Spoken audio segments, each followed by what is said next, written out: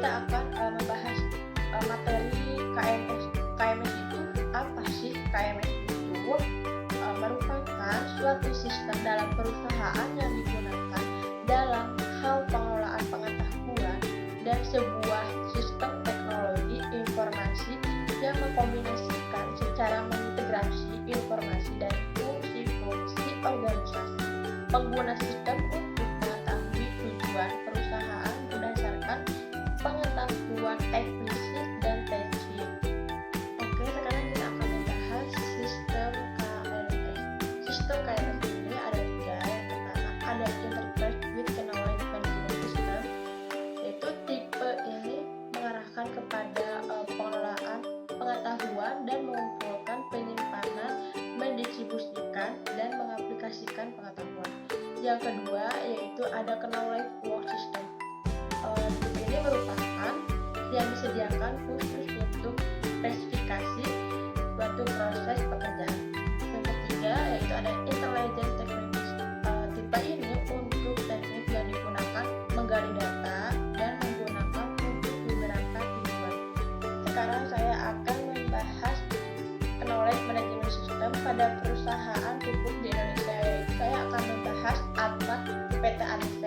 Abstrak PT ADC adalah salah satu perusahaan BUMN dan sebagai salah satu produsen pupuk di Indonesia. Saat ini PT ADC telah mengimplementasikan Knowledge Management System atau KMS yang dapat membantu mengurangi, meringankan tugas-tugas unit kerja sumber daya manusia, yaitu ada departemen personalia, departemen diklat, dan departemen organisasi. KMS yang ada di PT ADC berfungsi sebagai alat bantu karyawan yang ingin konsultasi dalam berbagai bidang mengenai bidang pengetahuan, sebagai sumber informasi dan proses administrasi pengajian. Terus ada juga cuti, pensiun, dan lain-lain. Jadi saya akan membahas implementasi KMS di PT ADC. Implementasi KMS di PT ADC dimulai tahun 2007.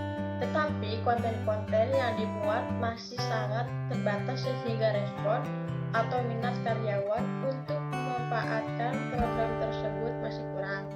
Dengan semakin berkembangnya kompetensi karyawan dan teknologi informasi, penambahan fitur-fitur dan konten-konten yang dimuat juga semakin lengkap, seperti implementasi untuk informasi dan proses administrasi cuti, pelatihan, gaji, dan hak-hak karyawan yang semula menggunakan kertas diganti dengan KMS atau paperless.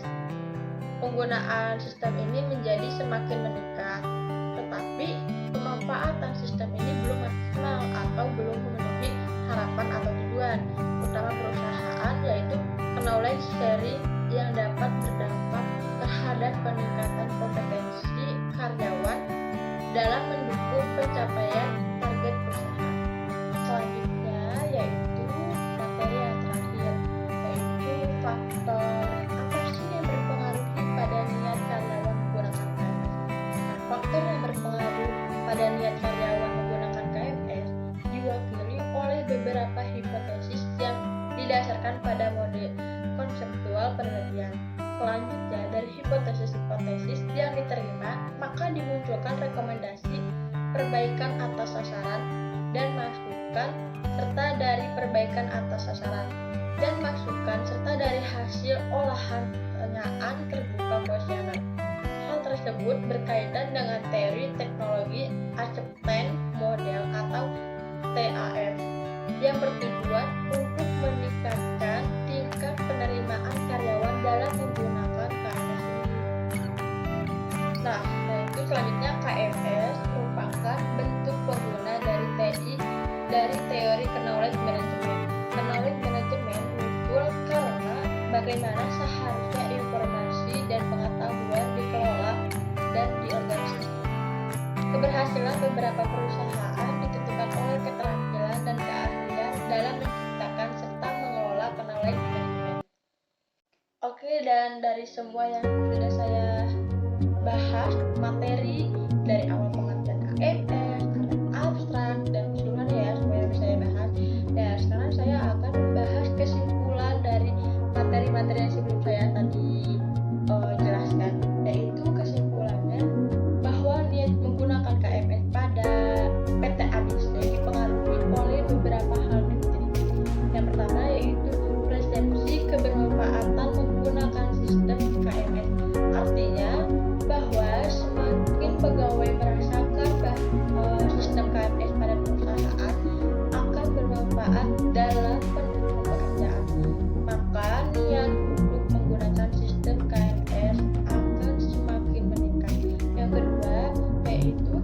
persepsi kemudahan menggunakan sistem KMS.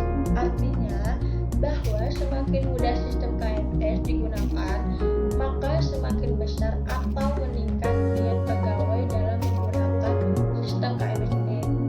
Yang ketiga, yaitu persepsi atau pandangan seseorang terhadap kepercayaan orang lain yang akan mempengaruhi niat untuk melakukan atau tidak melakukan perilaku yang sedang dipertimbangkan. Dalam hal ini kaitannya dalam menggunakan sistem KMS perusahaan. Sekian dari presentasi saya hari ini. Jika ada kurangnya, mohon maaf yang sebesar-besarnya. Semoga apa yang saya sampaikan hari ini berguna untuk diri saya. Terima kasih. Wassalamualaikum warahmatullahi wabarakatuh.